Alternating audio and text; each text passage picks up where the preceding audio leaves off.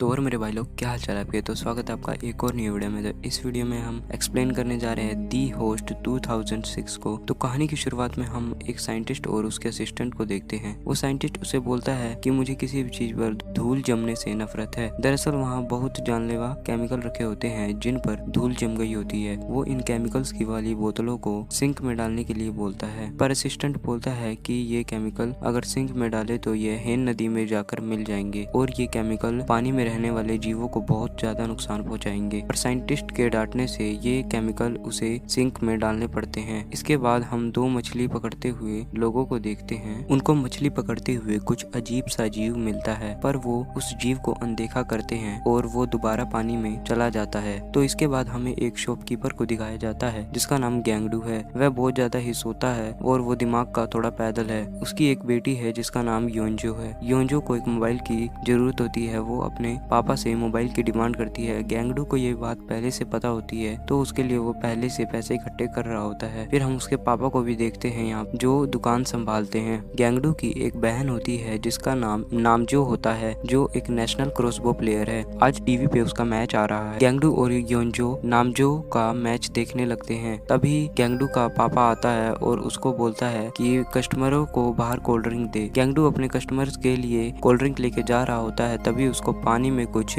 Black colour का दिखाई देता है। सब लोग उसी काली चीज को पानी में देख रहे होते हैं, पर गैंगडू उसे इग्नोर करता है और अपने कस्टमर को कोल्ड ड्रिंक देता है। तभी गैंगडू जैसे ही मुड़ता है, उसको एक भयानक सा क्रिएचर दिखाई देता है जो उन्हीं की तरफ आ रहा होता है। सभी लोग डर के मारे भागने लगते हैं। वो क्रिएचर पूरे एरिया में आतंक मचा देता है। फिर हम योंजो को देखते हैं कि वो टीवी पर अपनी आंटी का मैच देख रही होती है, पर उसकी आंटी हार जाती है। फिर योंजो बाहर निकलती है और वो देखती है कि पूरे शहर में लोग भाग रहे हैं। तभी उसका हाथ उसका पापा पकड़ लेता है। योंजो को कुछ समझ नहीं आता, पर कुछ आगे भागने के बाद वे गिर जाते हैं। पर तभी गलती से गैंगडू किसी और बच्ची का हाथ पकड़ लेता है। जब वो पीछे देखता है तो योंजो के पीछे वो क्रिएचर होता है। वो योंजो को अपनी पूंछ में जकड़कर पानी के अंदर ले जाता है। वो क्रिएचर योंजो को लेकर पानी की दूसरी तरफ चला जाता है। गैंगडू भी पानी में कूद जाता है, पर गैंगडू अपनी बेटी को नहीं बचा पाता। इसके बाद हम देखते हैं कि गैंगडू के एरिया में सबको अपना घर खाली करना पड़ता है क्योंकि वहाँ आर्मी पहुँच जाती है। फिर एक कमरे में आर्मी के लोग सभी लोगों को बंद कर लेते हैं। गैंगडू को लगता है कि योंजो मर चुकी है। गैंगडू की पूरी फैमिली योंजो का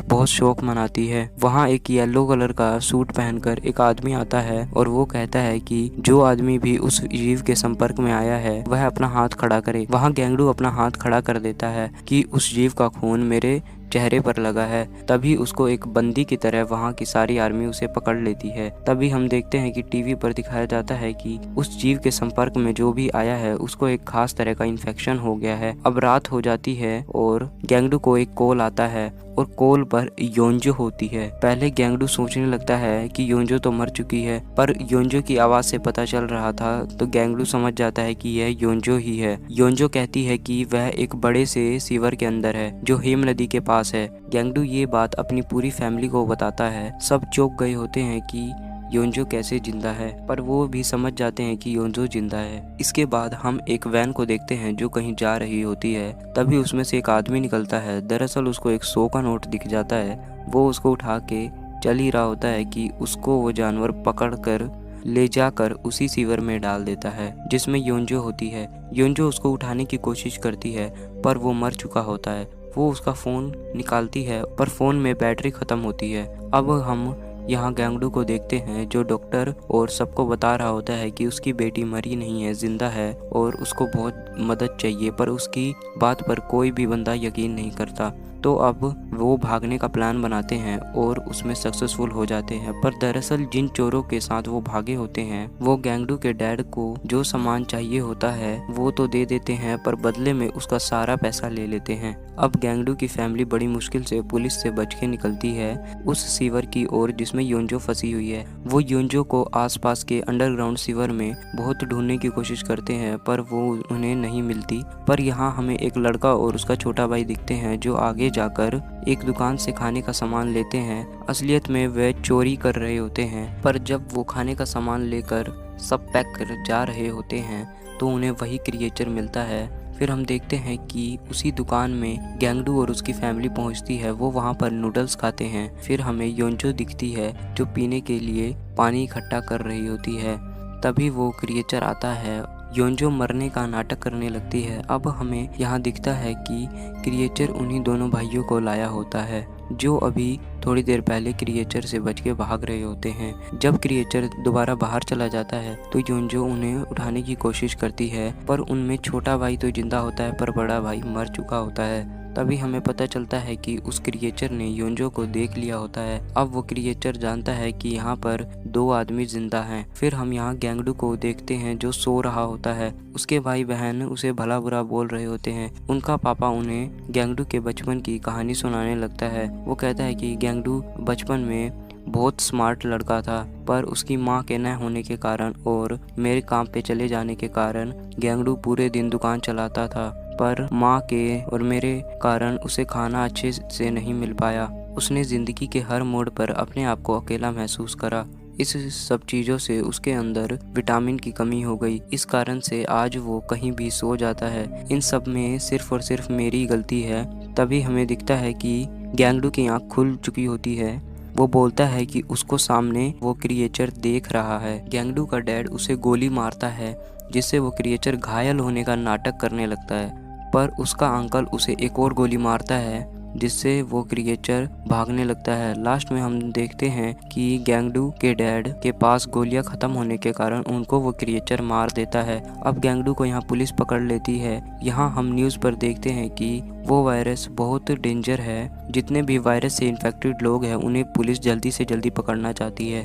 और गैंगडू की भी न्यूज़ आती है कि गैंगडू पकड़ा जा चुका है और जो भी गैंगडू के फैमिली मेंबरों को पकड़ेगा उसे इनाम मिलेगा। अब हम योंजो के अंकल को देखते हैं जो अब यानी योंजो की आंटी से गलती से अलग हो गया होता है। उसको यहाँ एक उसका पोल नाम का दोस्त मिलता है। वो उसको उसकी मदद करने के लिए बोलता है। योंजो का अंकल उससे बोलता है कि मुझे योंजो की कॉल किस जगह से आई थी वो पता करनी है। उसका दोस्त उसकी मदद करता है। उसका दोस्त उसकी बहन यानी नामजो के बारे में बार बार पूछता है। योंजो के अंकल को योंजो की जगह पता चल जाती है। तभी उसका दोस्त किसी बहाने से एक कमरे में जाता है। हमें यहाँ उसके इरादों का पता चलता है, जो इनाम के लालच में उसको और नामजो को पकड़वाना चाहता था, पर योंजो का अंकल बड़ी चालाकी से वहां से भाग जाता है, पर उसको पुल से कूदने के कारण बहुत ज्यादा चोट आ गई होती है। वो योंजो की लोकेशन नामजो को फोन पे मैसेज के थ्रू सेंड कर देता है। वो चोट के कारण घायल हो जाता है। अब हम नामजो को देखते हैं जो वो मैसेज देख के जल्दी से योंजो जहाँ पर फंसी हुई है वहाँ पर जाने लगती है। उसे रास्ते में वो क्रिएचर मिलता है। वो क्रिएचर उस पर हमला करता है, पर वो गलती से एक गड्ढे में गिर जाती है और उसकी जान बच जाती है। वो गड्ढा बहुत छोटा होता है तो वो क्रिएचर उसके अंदर घुस नहीं पाता, पर नामजो गड्ढे में गिरने से पहले गैंगडू को फोन पे योंजो की लोकेशन बता देती है। अब हम गैंगडू को देखते हैं जिस पे डॉक्टर कुछ रिसर्च कर रहे होते हैं। गैंगडू वहां से निकलने की बहुत कोशिश करता है पर निकल नहीं पाता। अब गैंगडू एक डॉक्टर को बात करते हुए सुन लेता है कि अभी तक वायरस जैसी कोई चीज किसी भी आदमी में नहीं पाई है, वे सबको पागल बना रहे हैं। गैंगडू ये सब बात सुनकर बहुत गुस्सा हो जाता है। तभी हम योंजो को देखते हैं जो उस छोटे से बच्चे के साथ होती है। वे सभी लोगों के कपड़े से ऊपर चढ़ने के लिए रस्सी बनाती है, पर वो कपड़े की रस्सी थोड़ी सी छोटी पड़ जाती है। तभी वो जीव यहाँ आने लगता है, पर अब की बार वो किसी आदमी को नहीं लाया था, बल्कि वो पेट से इंसानों की हड्डियों की उल्टी करता है। योंजो उसको देखकर डर जाती है, पर वो क्रिएचर उसको भी देख लेता है। वो उसको मारने की कोशिश करता है, पर योंजो और वो छोटा लड़का एक सीवर जैसे गड्ढे के अंदर छुपे होते हैं जिसमें उस जीव का मुंह नहीं पहुंच पाता। अब हम गैंगडू को देखते हैं जिस पर डॉक्टर अभी भी रिसर्च कर रहे होते हैं, पर गैंगडू यहाँ से निकलना चाहता है। वो अपने खून से भरे हुए इंजेक्शन से लोगों को वायरस कह के डराता है और किसी तरह योंजो जहाँ फंसी होती है वहाँ गाड़ी से जाने लगता है। फिर हम योंजो को देखते हैं जिसके सामने वो जीव सोया होता है। योंजो को लगता है कि वो सोया हुआ है तो वो उसके ऊपर चढ़ के उस रस्सी से बाहर निकलने की कोशिश करती है, पर जब वो उस पर चढ़ती है तभी उसको उस जीव की पूंछ पकड़ लेती है। योंजो को समझ आ जाता है कि वो सोया नहीं है। तभी हम देखते हैं कि वो छोटा बच्चा भी बाहर आ जाता है। योंजो उसे अंदर जाने के लिए बोलती है, पर वो छोटा बच्चा भी इतना डर गया होता है कि वह हिल भी नहीं पाता। फिर योंजो उस बच्चे को पकड़कर उसी छोटे गड्ढे की तरफ भागने लगती है। तभी वो जीव उस पर हमला कर देता है। इसके बाद हम देखते हैं कि गैंगडू उस सीवर तक पहुंच जाता है जहां योंजो फंसी थी, पर अब वह यहां नहीं होती। गैंगडू उस रस्सी से नीचे जाने लगता है, तभी उसके ऊपर से वो जीव गुजरता है जिसके मुंह में योंजो होती है। गैंगडू उसे देख लेता है। गैंगडू उसके पीछे भागता है। तभी हम नामजो को देखते हैं जो उस गड्ढे से निकल जाती है। यहाँ उसे गैंगडू भी दिख जाता है। अब वो जीव वहाँ जा रहा होता है जहाँ आर्मी की सेना और बहुत सारे लोग हैं। वो उन पे हमला करना चाहता है, पर ये आर्मी ने उस क्रिएचर के लिए ही ट्रैप बिछाया होता है। अब गैंगडू की फैमिली उस क्रिएचर की तरफ भागते हैं। अब वो जीव वहाँ पहुँच जाता है जहाँ आर्मी होती है। उस जीव के आते ही वहाँ एक जहरीली गैस छोड़ दी जाती है जिससे वो जीव बहुत ज्यादा तड़पने लगता है। यहाँ आर्मी के लोग उसको गोली मारने लगते हैं। यहाँ गैंगडू सबको गोली मारने से मना कर रहा होता है। अब गैंगडू उसके मुंह से योंजो को और उस छोटे बच्चे को निकाल लेता है, यानी योंजो ने उस छोटे बच्चे को उस टाइम पकड़ लिया था। अब वो योंजो को बहुत उठाने की कोशिश करता है, पर योंजो नहीं उठ पाती, यानी कि योंजो मर चुकी है। अब हम योंजो के अंकल को देखते हैं जो आग से भरी हुई मोली से उस जीव पर हमला कर रहा होता है। तभी उस जीव के ऊपर से एक आदमी उस पर केरोसिन डालने लगता है। फिर हम देखते हैं कि नामजो एक आग वाले तीर से उस जीव पे मारती है और वो जीव जलने लगता है। वो क्रिएचर जल्दी से समुद्र की तरफ भागने लगता है। तभी गैंगडू उसके मुंह में रोड दे देता है। फिर गैंगडू उस छोटे बच्चे को उठाने की बहुत कोशिश करता है और वो छोटा बच्चा जिंदा होता है। वो उस छोटे बच्चे को उठाकर चल देता है। लास्ट में हम देखते हैं कि गैंगडू उस छोटे बच्चे को अपना बेटा मानता है और वो छोटा बच्चा भी उसे अपना डैड मानता है। ये दोनों एक सुनसान जगह पे अकेले रहते हैं। अगर आपको ये मूवी पसंद आई तो वीडियो को कर देना लाइक और चैनल पे नए हो तो चैनल को कर दो सब्सक्राइब। Thanks for watching.